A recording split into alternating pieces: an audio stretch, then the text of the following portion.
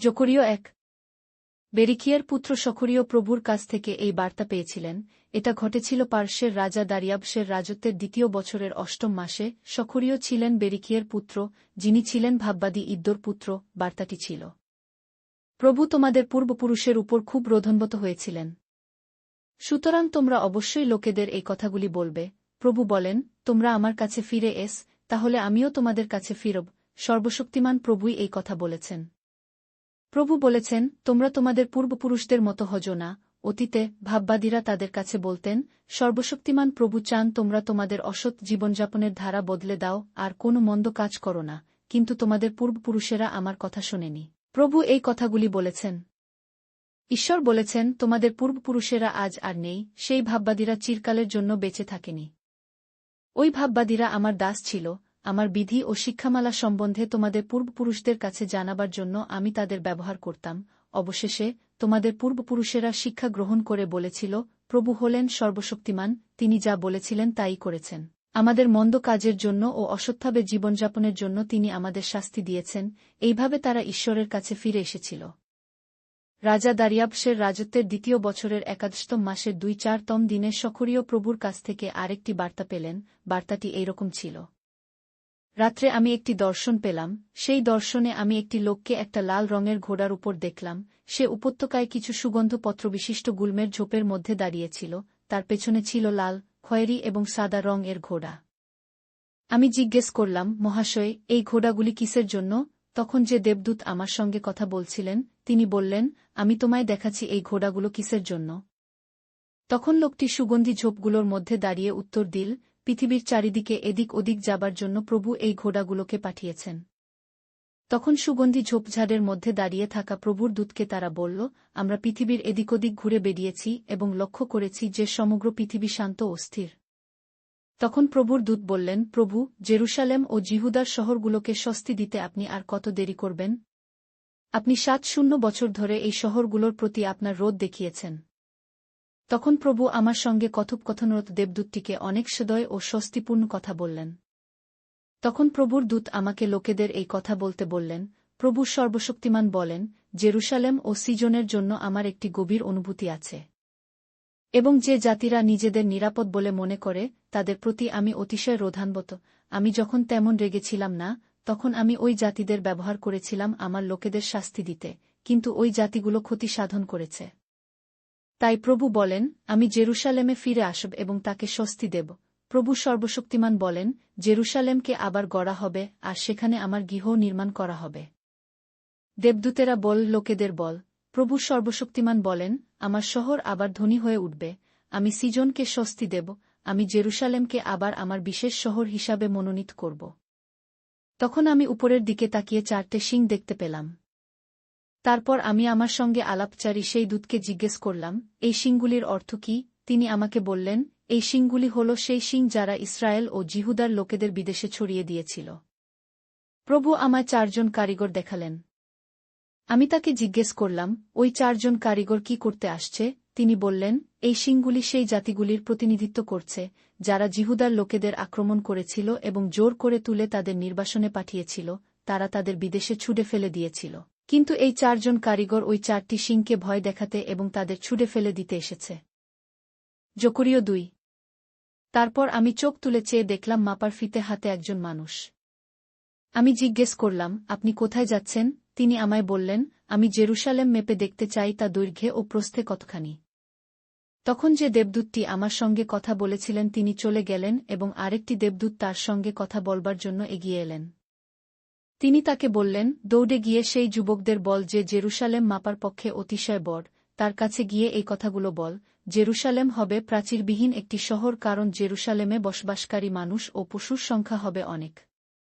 প্রভু বলেছেন, আমি শহরের চারধারে একটি আগুনের প্রাচীর তৈরি করে তাকে রক্ষা করব, এবং সেই শহরের মহিমা আঞ্জন করবার জন্য আমি সেখানে বাস করব।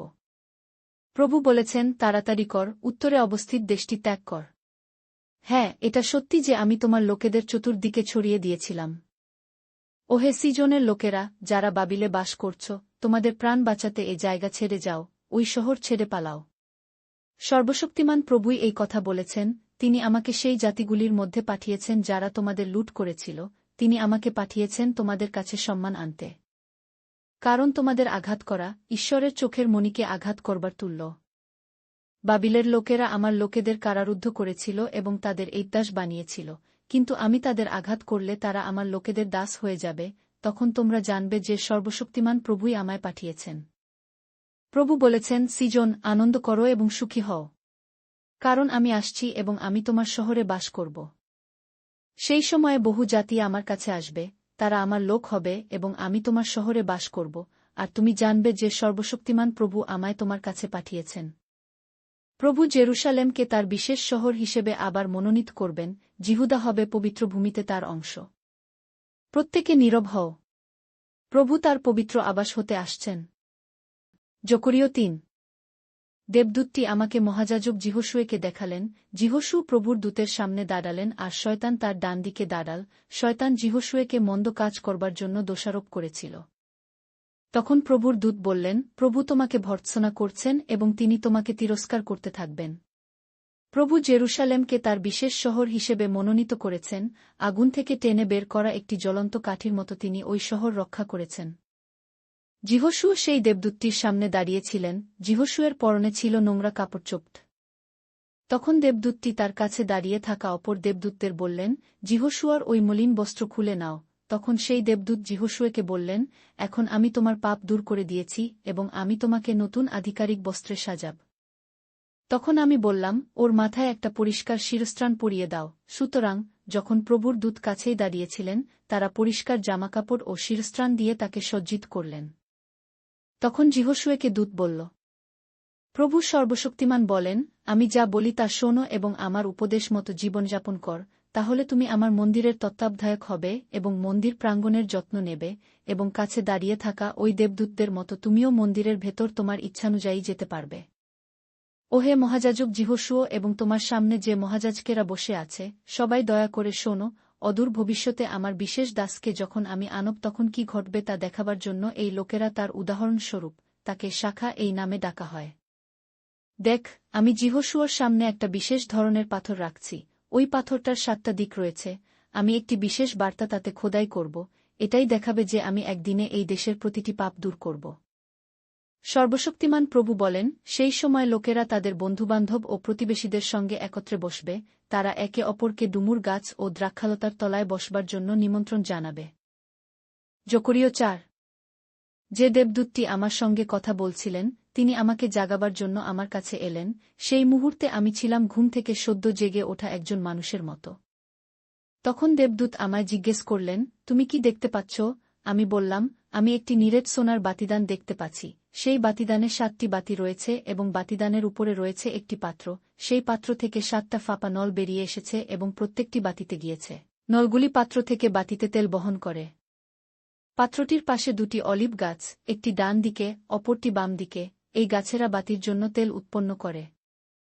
তখন আমি আমার সঙ্গে যে দেবদূতটি কথা বলছিলেন তাকে জিজ্ঞেস করলাম, মহাশয়, এসবের অর্থ কি? দেবদূতটি বললেন, এই জিনিসগুলো কি তা কি তুমি জানো না? আমি বললাম, জানি না মহাশয়। তিনি বললেন, এ হল সরুব্বাবিলের কাছে প্রভুর বার্তা। সর্বশক্তিমান প্রভু বলেন, তোমার শক্তি ও পরায়ম তোমায় রক্ষা করবে না, তোমার সাহায্য আসবে আমার আত্মা থেকে। ওহে উঁচু পর্বত, তুমি সরুব্বাবিলের কাছে কিছুই নও, তার সামনে তুমি একটি সমতল ভূমির মতো। সে মন্দিরটি গড়বে এবং যখন সবচেয়ে গুরুত্বপূর্ণ পাথরটি সেখানে স্থাপন করা হবে, তখন লোকেরা চেঁচিয়ে উঠবে, চমৎকার, অপূর্ব। প্রভুর বার্তা আমাকে আরও বলল, সরুব্বাবিল আমার মন্দিরের ভিত্তি স্থাপন করবে, সে মন্দিরের কাজ সম্পূর্ণ করবে, তখন তুমি বুঝতে পারবে যে সর্বশক্তিমান প্রভু আমাকে তোমার কাছে পাঠিয়েছেন। শুরুতে কাজ অল্প হলেও লোকে তাতে লজ্জিত হবে না, আর তারা ওলন দড়ি হাতে সরুব্বাবিলকে দেখে ওরা খুব খুশি হবে, যে সমাপ্ত হওয়া নির্মাণ কাজ পরীক্ষা করছে এবং মাপযোগ করছে। পাথরের যে 7টি ধার তুমি এখন দেখলে, তা প্রভুর চক্ষুস্বরূপ, যা সব দিকে নজর রেখেছিল। পৃথিবীর সব কিছুই তারা দেখতে পায়। তখন আমি সখরীয় তাকে জিজ্ঞেস করলাম, বাতিদানের ডান ও বাম দিকের জলপাই গাছগুলি কি বোঝায়? আমি তাকে আরও বললাম, সোনার নল দুটির পাশে আমি জলপাই গাছের 2টি শাখা দেখলাম, যেগুলোর মধ্যে দিয়ে সোনালি রঙের তেল বইছে, সেগুলিরই বা অর্থ কি? তখন দূত আমাকে বললেন, তুমি কি জানো না এসবের অর্থ কি? আমি বললাম, মহাশয়, জানি না। তিনি বললেন, এর অর্থ হল এরা সেই দুই ব্যক্তিকে যারা সমস্ত পৃথিবীর প্রভুকে সেবা করার জন্য মনোনীত হয়েছে তাদের প্রতিনিধিত্ব করছে। জকরীয় ৫। আমি আবার চোখ তুললাম এবং দেখলাম যে একটা হাতে লেখা পুঁথি বাতাসে উঠছে। দেবদূতটি আমাকে বললেন, তুমি কি দেখছ? আমি বললাম, একটি গোটানো হাতে লেখা পুঁথি উঠছে, যেটা ২ হাত লম্বা এবং ১ হাত চওড়া।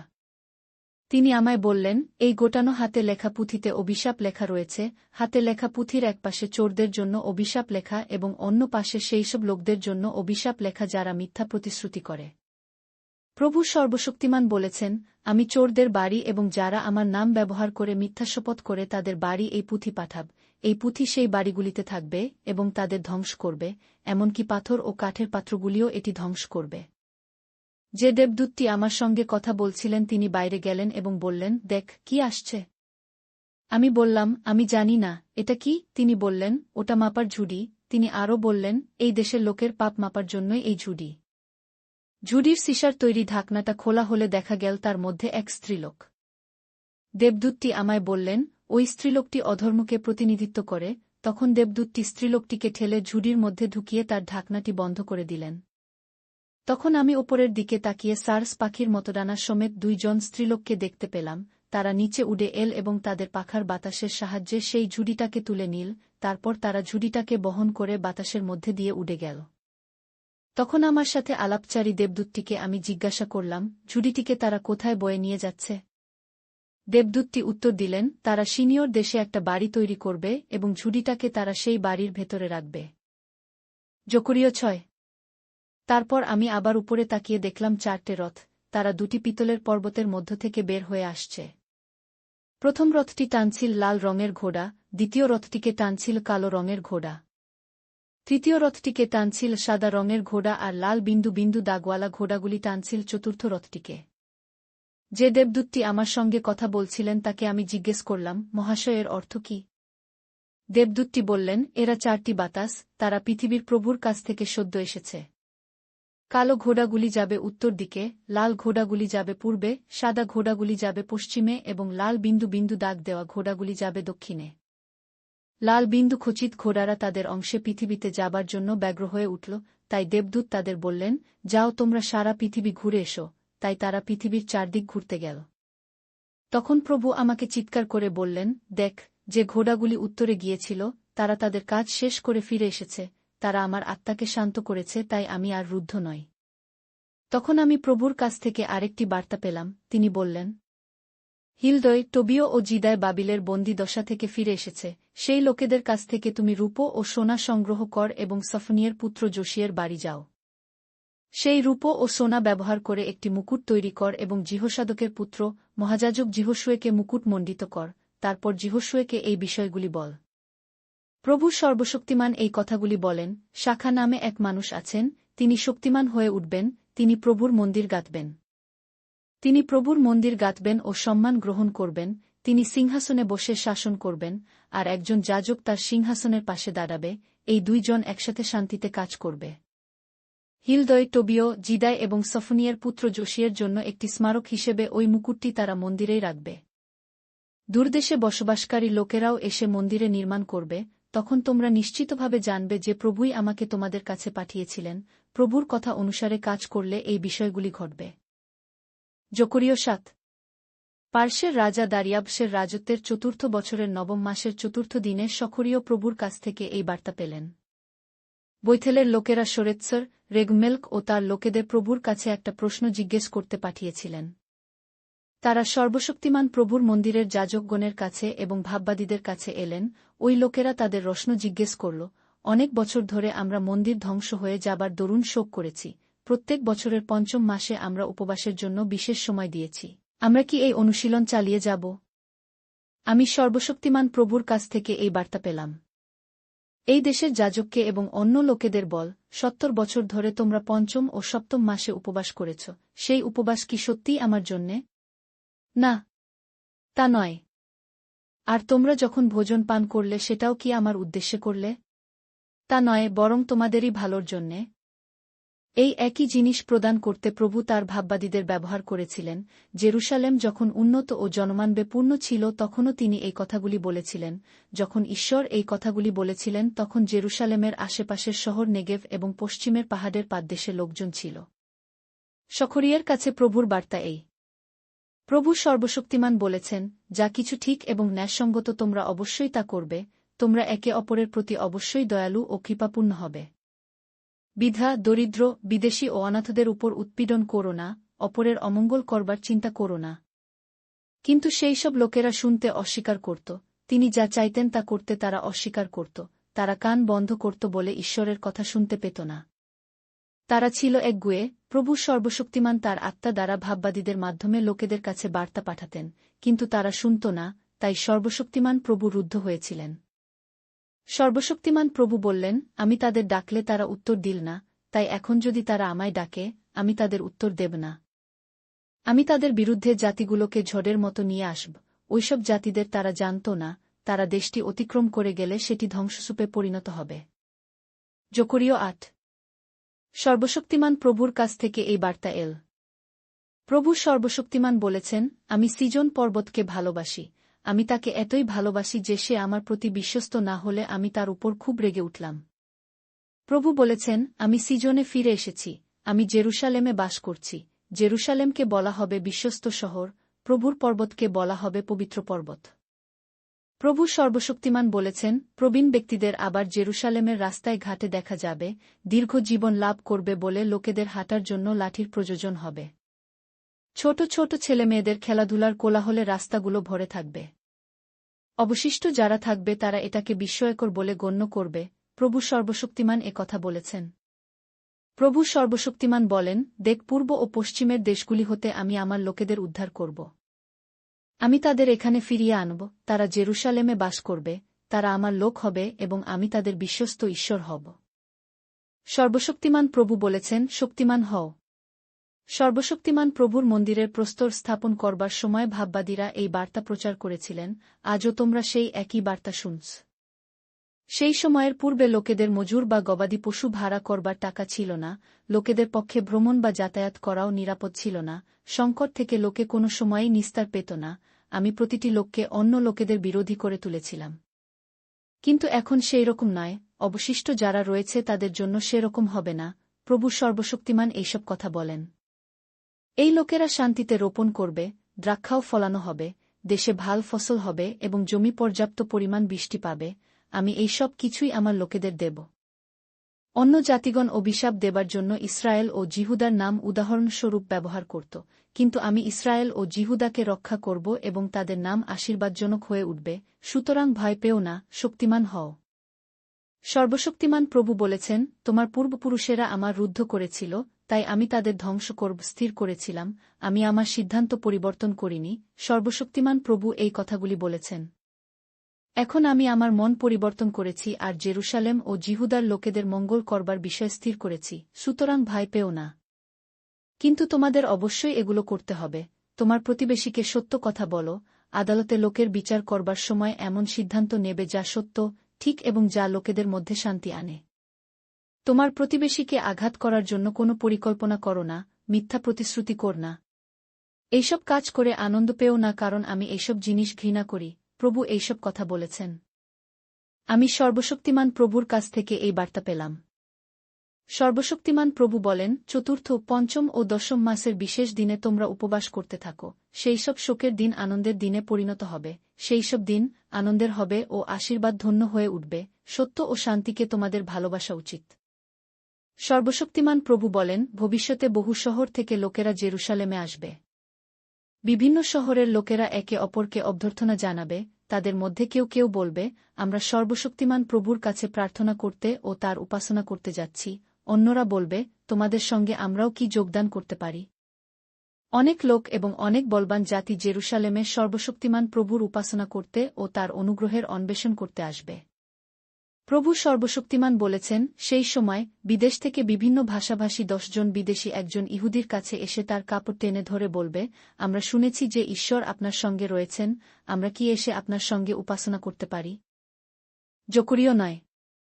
ঈশ্বরের কাছ থেকে একটি বার্তা, এ হল হদ্রব দেশ এবং তার রাজধানী দম্মেশকের বিরুদ্ধে প্রভুর বার্তা। ইসরায়েল পরিবার গোষ্ঠীরাই একমাত্র পরিবার গোষ্ঠী নয় যারা ঈশ্বর সম্বন্ধে সচেতন, প্রত্যেকেই সাহায্যের জন্য ঈশ্বরের দিকে তাকা। এই বার্তাটি হমাতের বিরুদ্ধে, হমাত হদ্রক শহরের সীমা। এই বার্তাটি সোর ও সিদনের বিরুদ্ধে, যদিও সেই দেশের লোকেরা জ্ঞানী এবং দক্ষ। সোরকে একটি দুর্গের মতো করে নির্মাণ করা হয়েছিল, সেখানকার লোকেরা এত রূপ সংগ্রহ করেছে যে তা ধুলোর মতো অগণিত এবং সোনা ও মাটির মতো সাধারণ হয়ে পড়েছে। কিন্তু প্রভু আমাদের সদাপ্রভু তার সবটাই নিয়ে নেবেন, তিনি তার শক্তিশালী নৌবহর ধ্বংস করবেন এবং শহরটিকে আগুন দ্বারা ধ্বংস করবেন। অস্কিলনের লোকেরা এইসব দেখে ভয় পাবে, ঘষার লোকেরা ভয়ে কাঁপবে, ইয়নো লোকেরা এইসব ঘটতে দেখে সমস্ত আশা হারিয়ে ফেলবে। ঘষায় আর কোনো রাজা থাকবে না, অস্কিলনে কেউ বাস করবে না। অবৈধ সন্তানেরা অস্তুদের রাজা হয়ে বসবে, আমি পলেষ্টীয়দের দর্প চূর্ণ করব। তাদের মুখ আর দাঁত থেকে আমি যে মাংসতে তখনও রক্ত লেগেছিল এবং অন্যান্য নিষিদ্ধ খাবার সরিয়ে ফেলব। অবশিষ্ট পলেষ্টীয়রা আমার লোকেদের একটি অংশ বলে গণ্য হবে, তারা জিহুদাতে আরেকটি পরিবার গোষ্ঠী হবে, জিবুসীয়রা যেমন করেছিল তেমনিভাবে ইয়নো লোকেরা আমার লোকেদের একটি অংশ হবে। আমার মন্দিরকে রক্ষা করবার জন্য আমি সৈন্যদের বিরুদ্ধে মন্দিরের চারিদিকে শিবির স্থাপন করব, আমি সেও সেনাকে এর উপর দিয়ে অতিক্রম করতে দেব না, আমি এখন আমার নিজের চোখ দিয়ে লক্ষ্য রাখছি। সিজন, উল্লাস কর। জেরুসালেমের লোকেরা, আনন্দে চিৎকার কর। দেখ, তোমাদের রাজা তোমাদের কাছে আসছেন। তিনিই সেই ধার্মিক রাজা, তিনিই সেই বিজয়ী রাজা, কিন্তু তিনি নম্র, তিনি একটি খতচোরের পিঠে চড়ে আসছেন, একটি ভারবাহী গাধার বাচ্চার উপর চড়ে আসছেন। এক রাজা বলেন, আমি ইফ্রাইমের রথগুলি এবং জেরুসালেমের অশ্বগুলিকেও সরিয়ে ফেলব, আমি যুদ্ধে ব্যবহার করবার ধনু ভেঙে ফেলব। রাজা জাতিগুলির কাছে শান্তির সংবাদ আনবেন, তিনি সাগর থেকে সাগরে রাজত্ব করবেন, ফরাত নদী থেকে পৃথিবীর দূরতম প্রান্ত পর্যন্ত। এক জেরুসালেম, তোমার চুক্তি রক্তের মধ্যে সিলমোহর করা হয়েছিল, তাই আমি তোমার বন্দীদের শূন্য আধার থেকে রক্ষা করেছি। এক বন্দীরা, তোমাদের মাতৃভূমিতে ফিরে যাও। এখন তোমাদের আসার কিছু বাকি রয়েছে, আমি আবার এই দ্বিতীয়বার বলছি, আমি তোমাদের কাছে ফিরে আসছি। এক জিহুদা, আমি তোমাকে ধনুকের মতো ব্যবহার করব, ইফ্রাইম, আমি তোমাকে তীরের মতো ব্যবহার করব, ইসরায়েল, আমি তোমাকে গ্রীসের বিরুদ্ধে যুদ্ধ করতে তরবারির মতো ব্যবহার করব। এক প্রভু তাদের সামনে দর্শন দেবেন এবং তার তীরগুলি বিদ্যুতের মতো ছুড়বেন, প্রভু আমার সদাপ্রভু শিঙা বাজাবেন আর সেনারা মরুভূমির ধুলোর ঝড়ের মতো সামনে ধেয়ে যাবে। এক সর্বশক্তিমান প্রভু তাদের প্রতিরক্ষা করবেন, সেনারা পাথর দিয়ে সেউদের পরাজিত করবে, তারা তাদের সেউদের রক্ত দ্রাক্ষারসের মতো প্রবাহিত করিয়ে তাদের হত্যা করবে, এটা হবে সেই রক্তের মতো যা বেদির কোণগুলোতে ছুঁড়ে ফেলা হয়। এক সেই সময়ে, যেমন একজন মেষপালক তার মেষদের রক্ষা করে তেমনিভাবে প্রভু তার লোকেদের রক্ষা করবেন, তারা তার কাছে অত্যন্ত মূল্যবান হবে, তার হাতে তারা হবে চাকচিক্যময় গয়নার মতো। সবকিছু মঙ্গলময় ও সুন্দর হবে, শস্য এবং দ্রাক্ষা হবে প্রচুর, এবং সমস্ত যুবক যুবতী সেগুলো খেয়ে এবং নতুন দ্রাক্ষার পান করে শক্তিশালী হয়ে উঠবে। জকরীয় 1:0। প্রভুর কাছে বসন্তকালে বৃষ্টির জন্য প্রার্থনা কর, প্রভু বজ্র পাঠাবেন এবং বৃষ্টি পড়বে, প্রত্যেক ব্যক্তির ক্ষেতে শস্য বৃদ্ধির জন্য ঈশ্বর বৃষ্টি দেন। লোকে মূর্তি ও জাদুর মাধ্যমে ভবিষ্যৎ জানতে চেষ্টা করে, কিন্তু সেটা কোনো কাজের নয়, জাদুকররা সবসময় তাদের স্বপ্ন ও দর্শন সম্পর্কে কথা বলে কিন্তু সেগুলো সবই নিছক মিথ্যা। তাই লোকেরা সাহায্যের জন্য ভুল পথে চালিত মেষের মতো এদিক ওদিক ঘুরে বেড়াচ্ছে এবং তাদের চালনা করবার জন্য কোনো মেষপালক নেই। প্রভু বলেন, আমি মেষপালকদের প্রতি অত্যন্ত রুদ্ধ, আমি তাদের শাস্তি দেব, ওই নেতারা আমার লোকেদের জন্য জবাবদিহি করতে বাধ্য। জিহুদার লোকেরা ঈশ্বরের পাল, ঈশ্বর তাদের যত্ন নেন, ঠিক যেমন একজন সৈন্য তার সুন্দর যুদ্ধের অশ্বের যত্ন নেয়া। কোণের পাথর, তাঁবুর কিলক, যুদ্ধের ধনু এবং আধিকারিকরা একসঙ্গে আসবে। তারা হবে যোদ্ধারা সেও সৈন্যবাহিনীর উপর রাস্তাঘাটে কাদা মারিয়ে চলে যাবার মতো, তারা যখন লড়াই করবে প্রভু তাদের সঙ্গে থাকবেন, তারা অশ্বারোহী সৈন্যদেরও হারাবে। আমি জিহুদার পরিবারকে বলবান করব, যুদ্ধ জেতার জন্য আমি যোসেফের পরিবারকে সাহায্য করব, আমি তাদের নিরাপদে ফিরিয়ে আনব, তাদের এমন সান্ত্বনা দেব মনে হবে আমি যেন কখনই তাদের ছেড়ে যাইনি, আমিই প্রভু তাদের ঈশ্বর, তাদের সাহায্য করব। ইফ্রাইমের লোকেরা যোদ্ধাদের মতো খুশি হবে, যারা পান করবার জন্য প্রচুর দ্রাক্ষারস পেয়েছে, তাদের ছেলেমেয়েরাও উল্লাস করবে, তাদের হৃদয় প্রভুতে আনন্দিত হয়ে উঠবে। আমি শীষ দিয়ে তাদের সবাইকে ডাকব, আমি তাদের সংগ্রহ করব, আমি তাদের সত্যিই রক্ষা করব এবং তারা অতীতের মতো বংশবৃদ্ধি করবে। হ্যাঁ, আমি আমার লোকেদের বিভিন্ন জাতির মধ্যে ছড়িয়ে দিয়েছি, সেই সব দূরবর্তী স্থানে তারা আমায় স্মরণ করবে, তারা ও তাদের সন্তানেরা জীবন্ত ফিরে আসবে।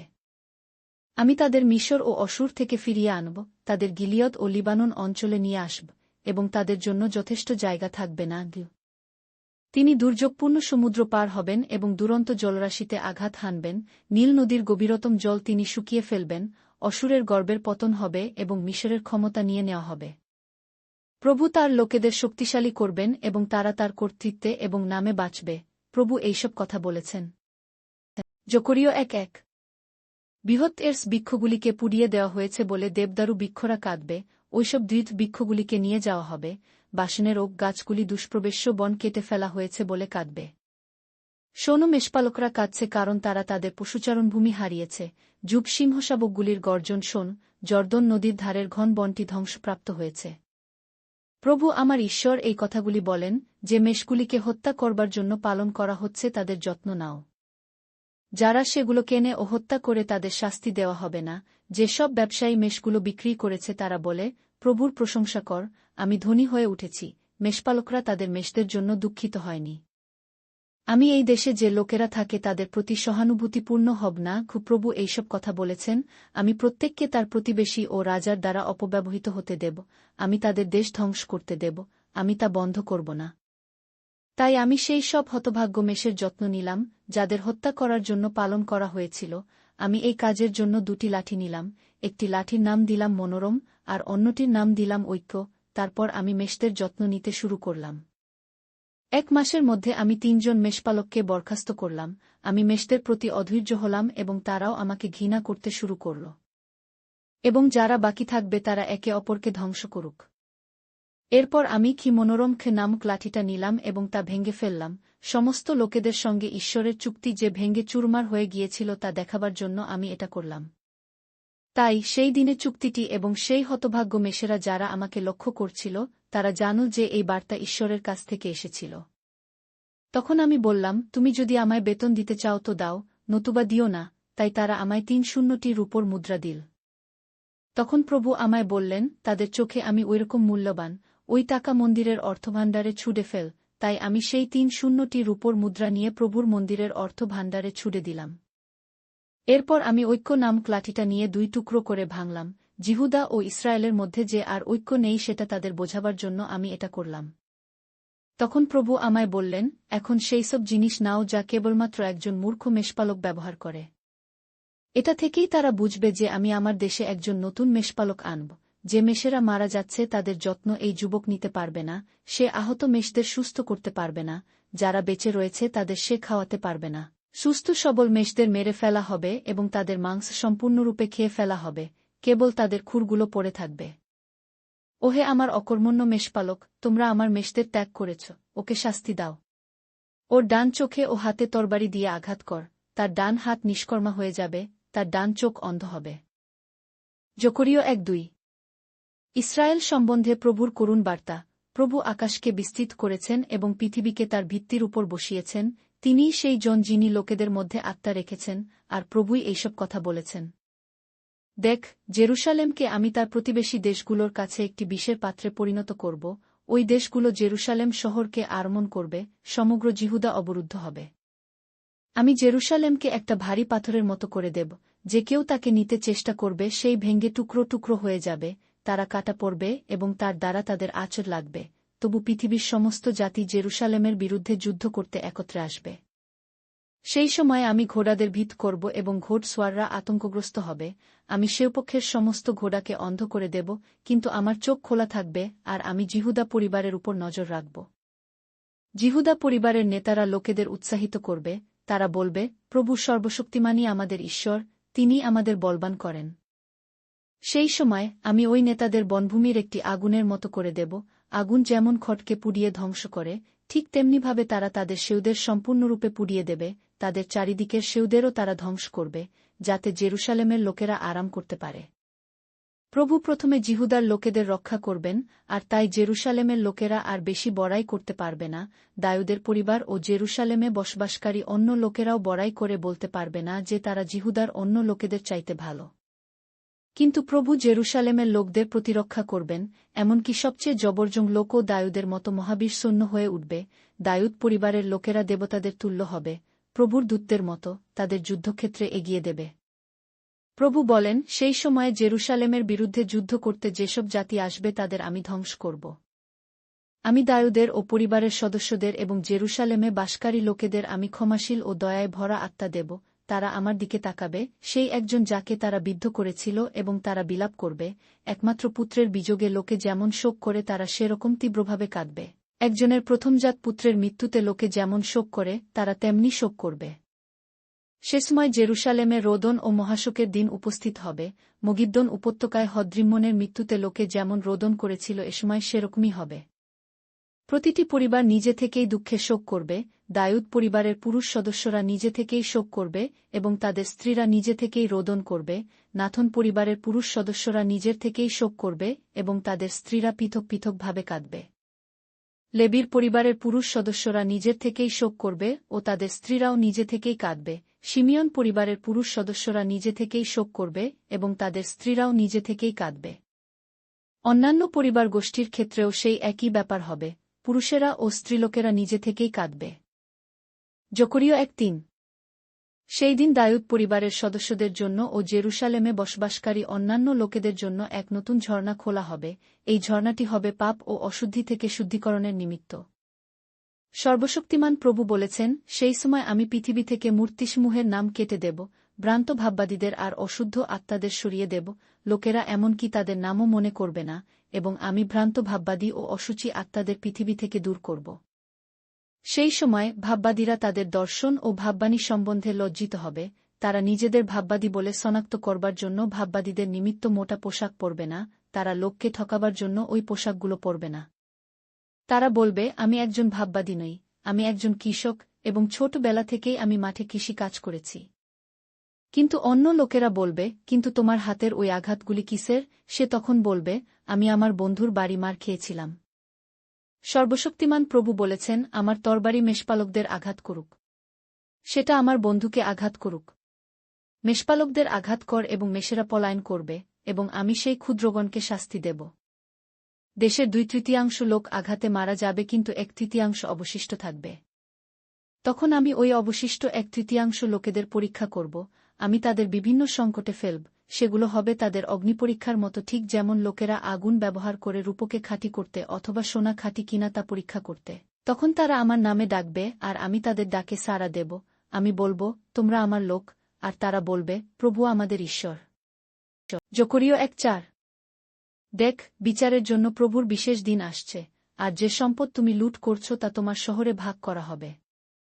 জেরুসালেমের বিরুদ্ধে যুদ্ধ করবার জন্য আমি সমস্ত জাতিকে জড়ো করব, সেওরা শহর অধিকার করবে এবং ঘর বাড়ি ধ্বংস করবে। স্ত্রীলোকদের উপর বলাৎকার করা হবে এবং অর্ধেক লোককে বন্দী করে নির্বাসনে নিয়ে যাওয়া হবে, বাদবাকিরা পেছনে পড়ে থাকবে। তখন সেই সব জাতির সঙ্গে যুদ্ধ করবার জন্য প্রভু নিজে যাবেন, অতীতে যেমন তিনি যুদ্ধ করেছিলেন। সেই সময় তিনি জৈতুন পর্বতের উপরে দাঁড়াবেন, যে পর্বত জেরুসালেমের পূর্বে অবস্থিত। জৈতুন পর্বত চিরে যাবে এবং পর্বতের এক ভাগ উত্তরে, অপর ভাগ দক্ষিণে সরে যাবে। পশ্চিম থেকে পূর্বে এক গভীর উপত্যকার সৃষ্টি হবে। সেই উপত্যকা তোমার নিকটবর্তী হলে তোমরা পালাবার চেষ্টা করবে, যেমন জিহুদার রাজা উশিয়ার সময়ে ভূমিকম্পের দিনে তোমরা দৌড়েছিলে, সেই রকম দৌড়ে পালাবে। ঈশ্বর আসবেন এবং তার সমস্ত পবিত্র লোকেরা তার সঙ্গে থাকবে। সেই দিন হবে বিশেষ দিন, সেই দিন আলো, ঠান্ডা বা হিম বলে কিছু থাকবে না। কেবল প্রভু জানেন তা কিভাবে হবে, কিন্তু দিন বা রাত বলে কিছু থাকবে না। সাধারণত অন্ধকার যখন নেমে আসে সেই সময়তেও আলো থাকবে। সেই দিন জেরুসালেম থেকে জীবন্ত জলের ধারা বইবে। সেই জলধারা দুটি স্রোতে ভাগ হয়ে এক ভাগ পূর্ব দিকে মৃত সাগরে এবং অপর ভাগ পশ্চিমে ভূমধ্যসাগরে বইবে। সেই জলের ধারা সারা বছর ধরে থাকবে, কি গ্রীষ্মে কি শীতে। সেই সময়ে প্রভু সমস্ত পৃথিবীর রাজা হবেন। সেই দিন প্রভু হবেন একজন, তার নাম হবে একটি। সেই সময় জেরুসালেমের চারধার মরুভূমিতে পরিণত হবে, গেবা থেকে নেগেভের রিম্মন পর্যন্ত মরুভূমির মতো হয়ে যাবে। কিন্তু জেরুসালেমের পুরো শহরটি আবার নির্মাণ করা হবে, বিন্যামিন ফটক থেকে প্রথম ফটক, কোণের ফটক পর্যন্ত এবং হন্নেলের দুর্গ থেকে রাজার দ্রাক্ষা কুণ্ড পর্যন্ত। কোনো সেও আর তাদের ধ্বংস করতে সেখানে আসবে না, জেরুসালেম নিরাপদ হবে। কিন্তু যে সমস্ত জাতি জেরুসালেমের বিরুদ্ধে যুদ্ধ করেছিল, প্রভু তাদের শাস্তি দেবেন, তাদের মাঝে তিনি প্লেগ রোগটি পাঠাবেন, জীবিতকালেই তাদের মাংস পচতে শুরু করবে, তাদের চোখগুলো কোটরে পচবে আর জীব মুখের মধ্যে পচতে শুরু করবে। এই মারাত্মক রোগ সেও শিবিরগুলিতে ছড়িয়ে যাবে, সেই মারাত্মক রোগ তাদের ঘোড়া, উট এবং গাধাদের মধ্যেও ছড়িয়ে যাবে। সেই সময় ওই লোকেরা সত্যিই প্রভুকে ভয় পাবে। প্রত্যেকটি লোক অন্য লোকের হাত টেনে ধরবে আর তারা একে অপরের সঙ্গে লড়াই করবে। এমনকি জিহুদাও জেরুসালেমের বিরুদ্ধে যুদ্ধ করবে। সমস্ত লোকের কাছ থেকে সোনা, রূপো ও কাপড় চোপড় জড়ো করার পরও এটা ঘটবে। জেরুসালেমে যারা যুদ্ধ করতে এসেছিল তার থেকে বেঁচে থাকা লোকেরা প্রতি বছর সেই রাজা যিনি সর্বশক্তিমান প্রভু তার উপাসনা করতে আসবে এবং কুটিরবাস পর্ব পালন করতে জেরুসালেম পর্যন্ত যাবে। আর পৃথিবীর কোনো পরিবার যদি জেরুসালেমে সর্বশক্তিমান প্রভুর উপাসনা করতে না যায় তবে প্রভু তাদের বৃষ্টি দেবেন না। যদি মিশরের কোনো পরিবার কুটিরবাস পর্ব পালন করতে না আসে তবে প্রভু সেও জাতিদের ক্ষেত্রে যেমন করেছিল তেমনি তাদেরও সেই মারাত্মক রোগে আয়ন্ত করবেন। এই শাস্তি হবে মিশরীয়দের জন্য এবং অন্য যে কোনো জাতি যারা কুটিরবাস পর্ব পালন করতে না আসে তাদের জন্য। সেই সময় প্রভু সব কিছুর মালিক হবেন, এমনকি ঘোড়ার গলার ঘণ্টিগুলিতেও লেখা থাকবে, প্রভুর জন্য পবিত্র, আর প্রভুর মন্দিরে ব্যবহৃত সমস্ত বাসনকোসন বেদির বাটির মতো পাত্রগুলির মতোই গুরুত্বপূর্ণ হবে। প্রকৃতপক্ষে জেরুসালেম ও জিহুদার প্রতিটি পাত্রেই এই কথা লেখা থাকবে, প্রভু সর্বশক্তিমানের জন্য পবিত্র। নৈবেদ্য উৎসর্গ করতে যে সমস্ত লোক এসেছিল এসে সেই সমস্ত পাত্র নিয়ে তাতে তাদের বিশেষ খাবার রান্না করবে। সেই সময় সর্বশক্তিমান প্রভুর মন্দিরে কোনো ব্যবসায়ীকে আর দেখতে পাওয়া যাবে না।